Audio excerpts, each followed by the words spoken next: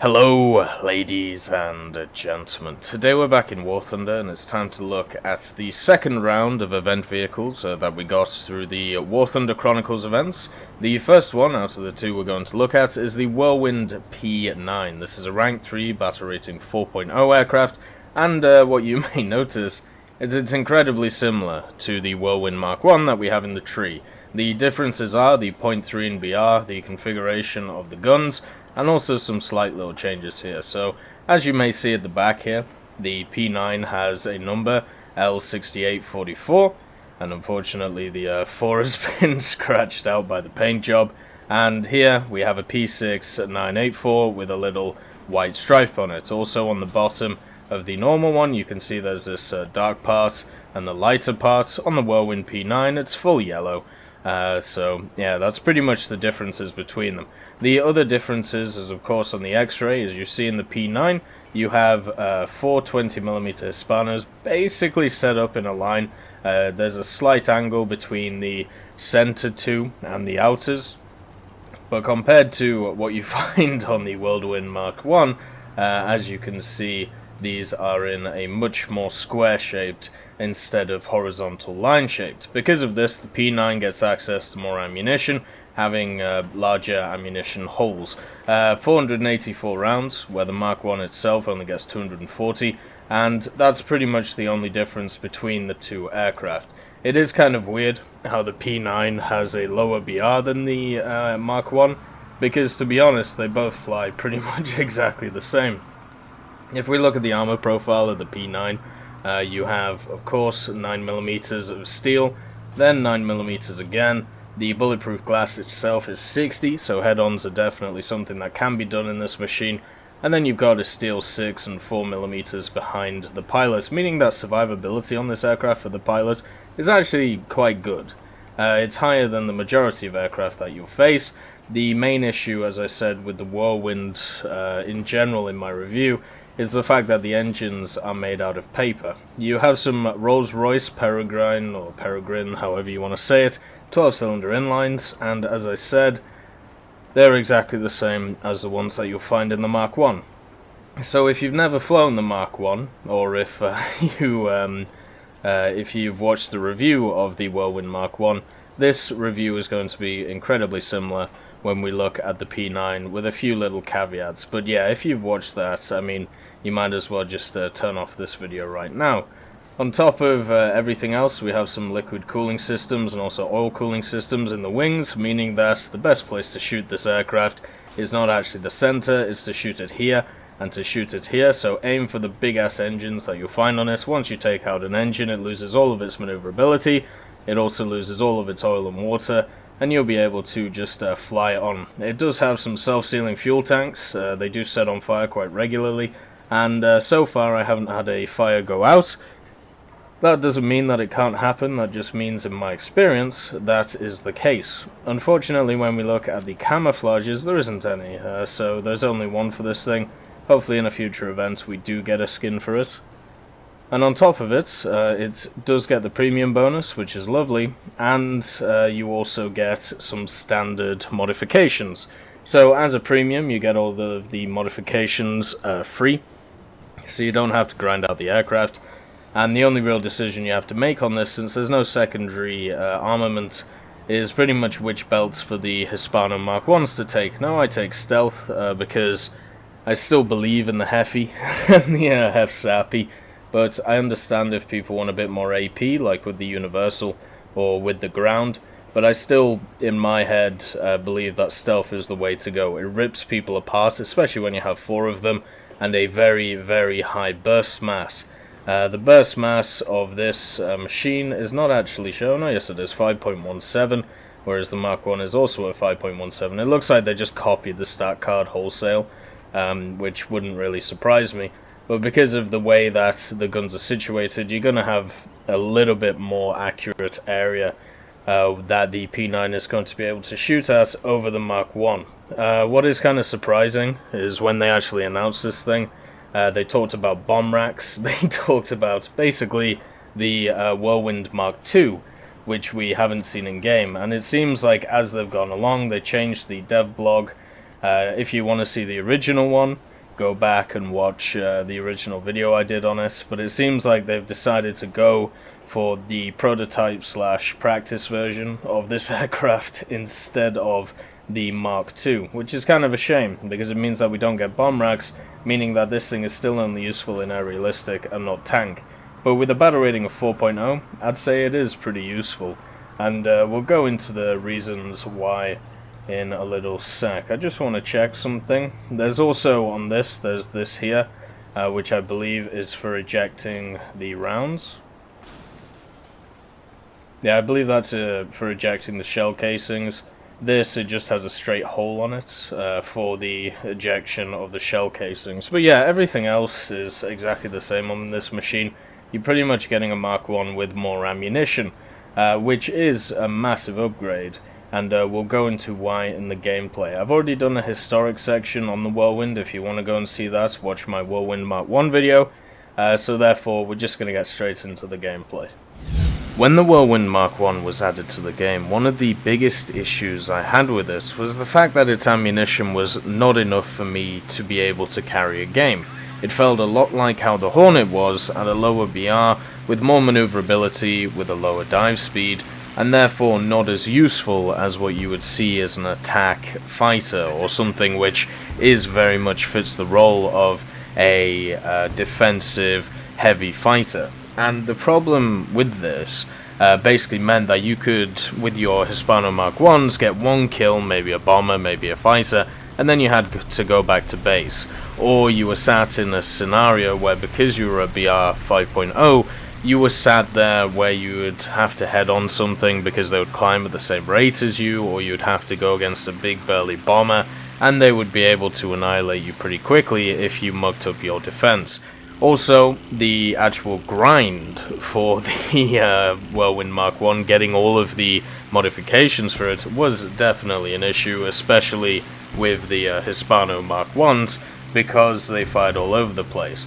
So, looking at the Whirlwind P9, the Mark 1 version, the Whirlwind, was lowered in BR to 4.3. So it went down by 0.6/7, so it went down by 2 BRs, basically.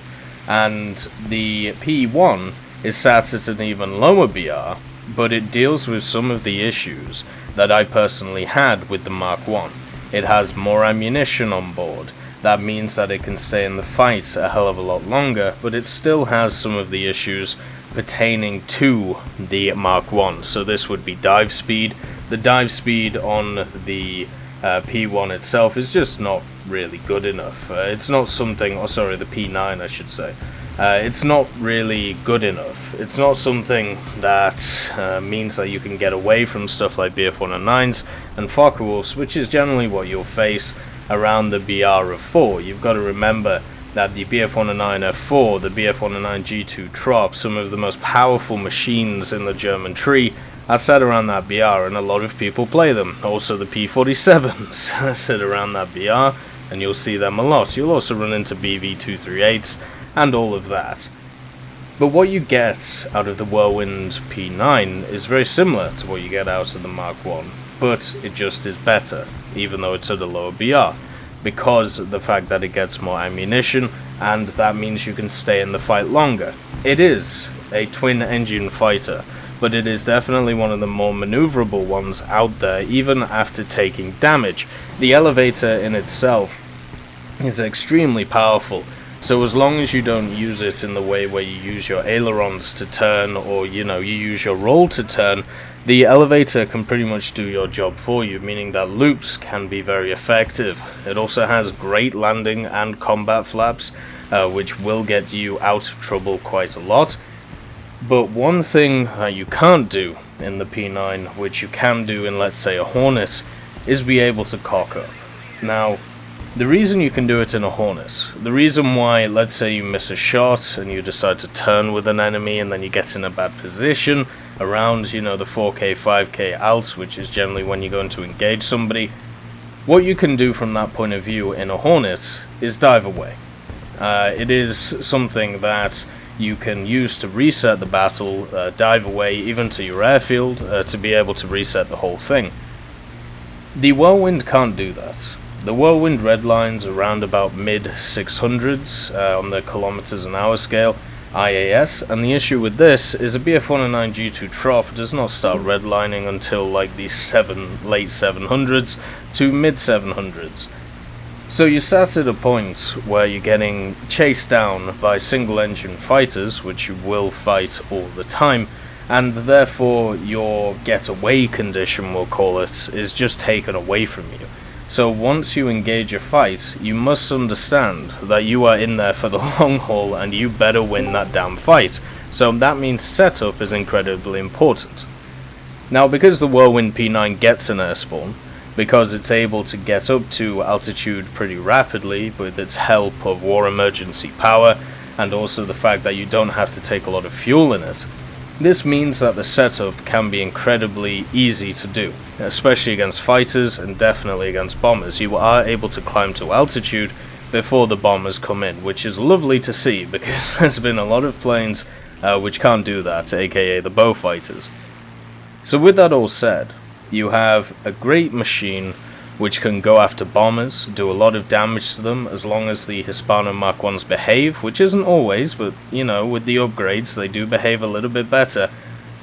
And then once you hit the bombers, you can go after the fighters, which should be climbing behind the bombers. And that is basically how to play this machine. And then once you get into a position where you're on the fighters, you always want to make sure that you have the advantage, and the only way to keep that advantage is to only either turn once with them or not turn at all. The Whirlwind has one really good turn on a fighter. Once you have extended and expended that turn, you're not going to be able to keep up with the fighter's turn, no matter what fighter it is, apart from maybe one of the later Focke-Wulfs like the A8 or the F8. But the normal machines you'll see are C205s and also BF-109 G2 Trops and their 4s, and they're going to be able to outturn you after that first turn. So the elevator is great for that first turn, but you lose a lot of energy in the turn, and especially if you use your combat flaps, you better kill them in either the first hit or the second hit, or you're going to have to try and run away. And as I said before, you can't run away, so you're pretty much left in a situation where you will get used to being able to annihilate people incredibly quickly, otherwise you are going to have a terrible time. And there's a lot of planes like this. So the Tempest is like this, the Hornet again is like this, the P-47 is like this, the P-51 is like this, the Russian planes aren't really like this, the Japanese aren't either. Some of the German ones, like the K4, is like this, but it's a little bit better than machines like this.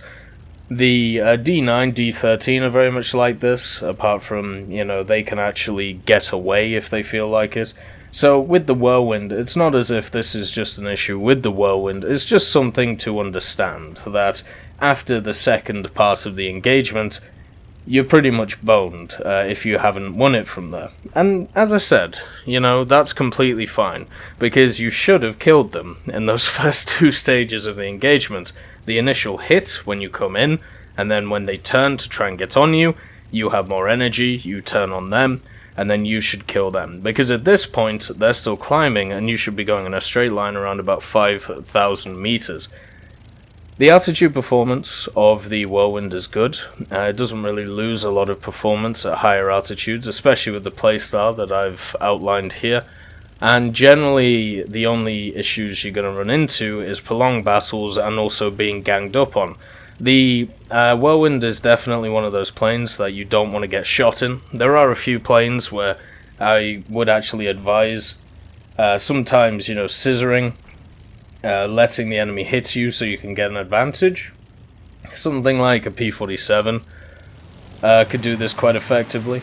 Maybe a Typhoon, since it can tank a little bit of damage. The Whirlwind in its entirety is a very weak plane to damage. Its engines will die incredibly quickly, especially as you saw all those liquid and oil cooling things in the hangar. That basically means that if you take any hits to the wings, if you take any hits anywhere on the wings, you're either going to cause a fire, you're either going to have a water leak, you're either going to have an oil leak, and if those two things happen, or even one of those things happens, your engine is going to die incredibly quickly because of the way that everything is situated. And because of that, on top of the fact that you can't dive away, getting back to the airfield on one engine or zero engines is not exactly the easiest thing to do. So you have to prioritize your own safety in these engagements and only take ones where you're at a massive advantage, which is not hard to do when you have an air spawn, when you have a decent climb rate, when you can catch people before they actually level out to fight, and also against bombers, where you'll generally trade pretty well, especially with the 4 Hispanos. You just have to make sure if one of your engine gets hit while you're engaging the bomber, that once you kill the bomber, you are not in a position to be able to go on and fight the enemies, because if you do that, you'll find yourself with one engine incredibly quickly. Overall, I am enjoying the Whirlwind. I enjoyed it before when it came out. I just wish it had a bit more ammo, and well, that's what we've got in the form of the P9. We have a Mark 1 with more ammunition, and the only other thing is the fact that if we look at it from a gift vehicle point of view, I think this is probably the weakest out of the 3. The other 3 are interesting vehicles which are not really copies of anything else. They all have their little unique thing to them. We look at the Tandem Mai, we look at the T18 or 17, I can't remember which one it is, I think it's the 18. And then we have the Lorraine 155. They all have interesting aspects to them. One's wheeled and massive, one is a very odd Soviet rank 1 plane, which is obviously a very weird design which we've never seen, and the Lorraine with the big dir. This is just a carbon copy of what we already have in the tree with a bit more ammo and the gun's slightly different configuration. So out of the gift vehicle idea, out of the Chronicles idea, I would say this is the weakest out of the 4 when it comes to special interesting vehicles. But when it comes to efficiency, when it comes to actually being useful in a game, it ranks number 1. So it depends how you see it. If you want interesting, wacky, weird, wonderful Chronicles vehicles, you probably won't like this one. But if you want something that's going to be a good grinder for the British tree around mid-tiers, this is a good aircraft to have, and it will also set you up to be able to use the Thunderbolt, the Tempest, the other Whirlwind, the Hornet, in much better experienced ways, which for me is important. It will help you with your aiming at high speeds. It will help you understand how you have to be able to hit those initial shots to really win an engagement in it. And overall, I think that's a really good lesson to actually teach people. So in that sense, it's great. But from a Chronicles point of view, I would say it's rather weak on the interesting side. But anyway, that is my thoughts on the Whirlwind P9. I hope you all have a wonderful day, and I'll see you next time.